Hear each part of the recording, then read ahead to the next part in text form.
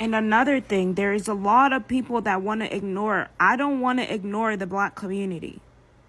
Okay? My focus is the little ones. I call the adults are the ones I really don't care about, the ones that don't care about other people, other Black kids. They automatically let whoever, white or Black or Spanish, because now the Spanish are becoming racist against the Black community. Do you know why you're here? You can't escape the Black community. You have to figure out a way to help them. They need the most help. They need the most help. But I can't help anybody that doesn't want to help themselves. So I start with the little ones. They're easy to be trained. You know why they took my daughter? Because she was raised well. She was polite. Auntie Shelly says she helped do the dishes. She helped pick up the shoes because she learned that from me. I was teaching her. She said, I don't want to go to school. I want to be with you, mommy. I want to be with you. Because the teacher is not nice. I knew why.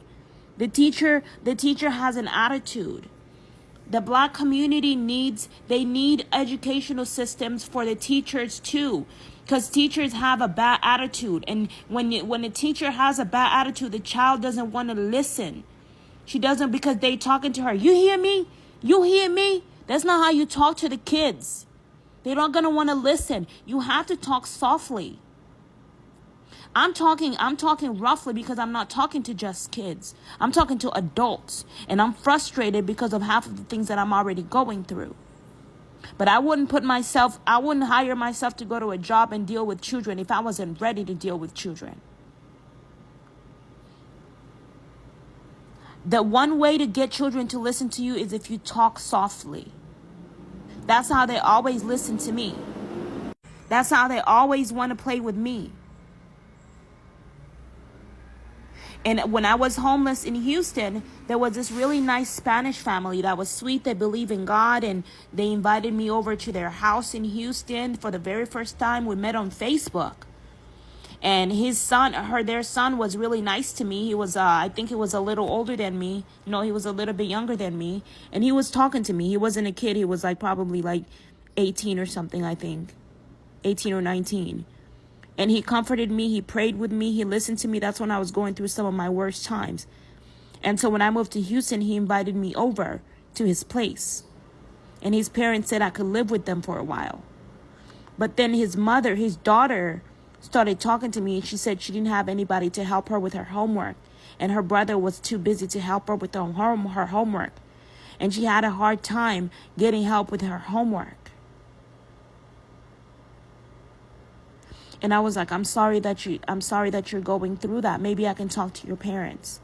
But then when I heard how the father was talking to her, something in me, at the time I was still like, I have this other personality that comes out. I just became the kid, and I don't know what happened, but I was like, I don't know what I did, but I said something like no, I just turned my whole mind's turned into a kid, because I'm an artist, I'm a left-handed person, and I have this other personality that's like my inner child came out, and they felt like they were taking care of another kid, but then they felt like it wasn't like they were taking care of another kid, but they knew that they were bullying their daughter. They knew they were bullying their daughter, and they were not taking good enough care of their daughter. She wasn't getting enough assistance as she needed. And even if I could have been able to help, I wasn't my brain wasn't all the way there where I can think logically, where I'm like, okay, let's focus on this. Your parents are doing the best that they can. I was still homeless too, and I was still dealing with my own mental health, right? Transitioning.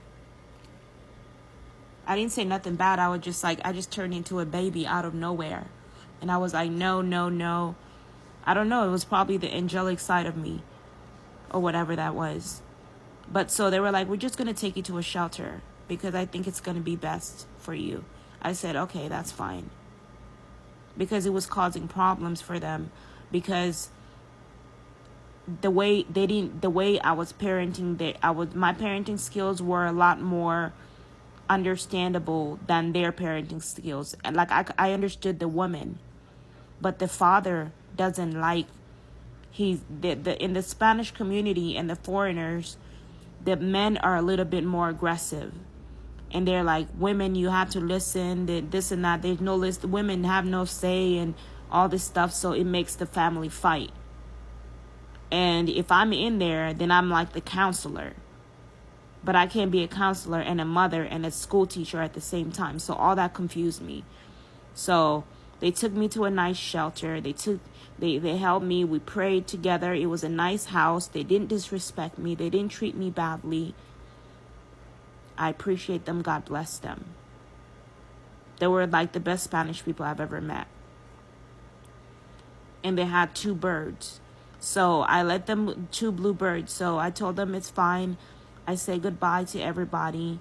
You know, it's just because family members have their own issues. I can't interfere in other people's family members.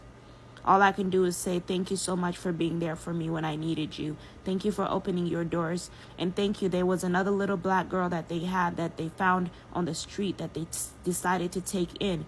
Guys, taking a child in is nice and everything, but you have to turn the child into the foster system. Or you can adopt the child. You don't have to turn them into the foster system. Some foster systems are abusive, but you can adopt the child, but you need to make sure the government knows that you have the child in your possession, because if the government doesn't know the child is in your possession, they can charge you for kidnapping. You never know what these kids can say. So this kid is little, but people use kids all the time, and they learn and they teach them a lot of things from their parents. So make sure if you're going to help a little boy, a little girl, want them to live you, that the government knows about it, that you register them under your name so that they will know this is your guardian, because somebody has to sign that child over. You know, some kids are running away from school. From their homes. When I was 15, 14 years old, I wanted to run away. But God was with me in the spirit, and he was telling me, where are you going to go? So I couldn't run away. I didn't know where I was going to go. But they have kids just as young as this, watching TV every day and getting ideas to run away. No running away unless it's an emergency. We need to build each corner of each neighborhood needs to have a child protective service system where they can know where to run off in case they get being abused at their home. We need to really be serious about this. We need to get on top of this, because we can't have these kids stay in an abusive household.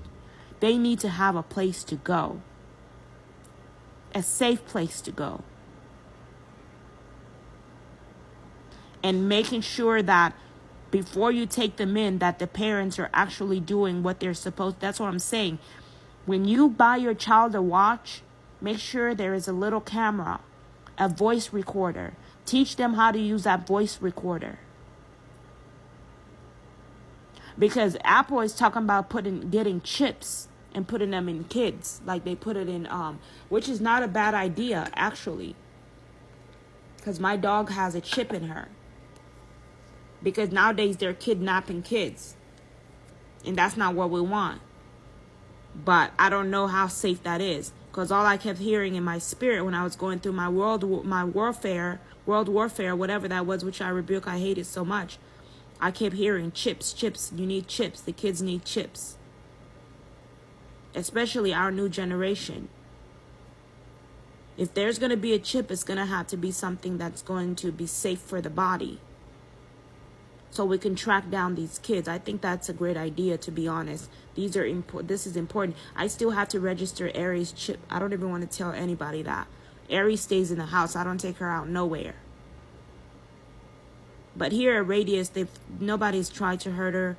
They play with her really well. They really kept her safe, which is a good place. I think Radius is a safe place, but people have their own mental issues. It depends on how they're triggered and what, But this is what we want to build for the Black community.